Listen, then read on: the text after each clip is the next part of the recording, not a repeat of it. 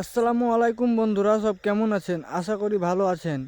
তো ফেসবুকে যাদের এরকম ওয়েট লিস্ট দেখাচ্ছে, অনেক দিন ধরে এই ওয়েট লিস্ট দেখাচ্ছে, দীর্ঘদিন ধরে আপনারা এই ওয়েট লিস্টে পড়ে আছেন, কিন্তু ফেসবুক কোম্পানি এই ওয়েট লিস্ট থেকে হটাচ্ছে না আপনাদেরকে। আপনারা এই ওয়েট লিস্ট থেকে বেরিয়ে আসতে পারছেন না। তো কি করবেন ভাই? এই ওয়েট লিস্ট থেকে বেরিয়ে আসার জন্য কি করতে হবে? আপনারাকে সিধা রাস্তায় চলতে হবে। সিধা রাস্তায় চলতে গেলে অরিজিনাল কন্টেন্ট আপলোড করতে হবে ফেসবুকের মাধ্যমে। কোনো কপি পেস্ট কিংবা কোনো কপি পেস্ট মিউজিক এসবগুলো একদম ফেসবুকের মধ্যে আপলোড করবে না ভাইয়া।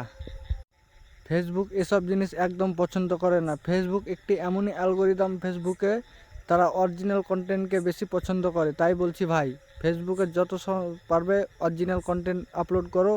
ফেসবুকে দেখবে তোমরা 2 মাসের মধ্যে তোমাদের ফেসবুক কোম্পানি তোমাকে মনিটাইজেশন দিয়ে দিয়েছে ভাই। তো আমার কথাগুলি মেনে কাজ করতে যদি পারো, তাহলে তোমাদের কন্টেন্ট মনিটাইজেশন অবশ্যই অবশ্যই দেবে। আরেকটি কাজ আছে ভাই, তোমাদের ফেসবুক ড্যাশবোর্ডে গিয়ে দেখবে তোমাদের কোনো কপিরাইট এসেছে কিনা, কোনো ভায়োলেশন আছে কিনা ফেসবুকের মধ্যে।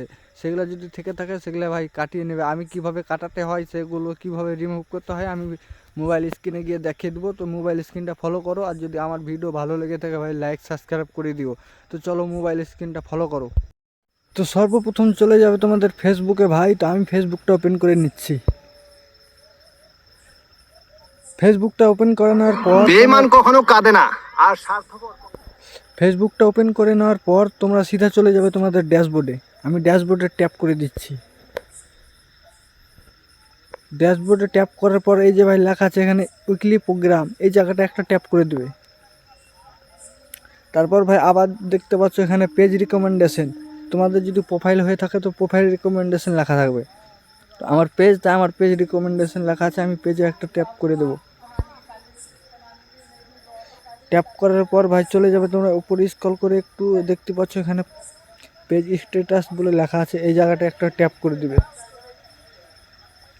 এই জায়গাটায় ট্যাপ করার পর দেখতে পাচ্ছ এখানে আমার গ্রিন টিক হয়ে আছে, মানে আমার কোনো পেজে কোনো সমস্যা নেই।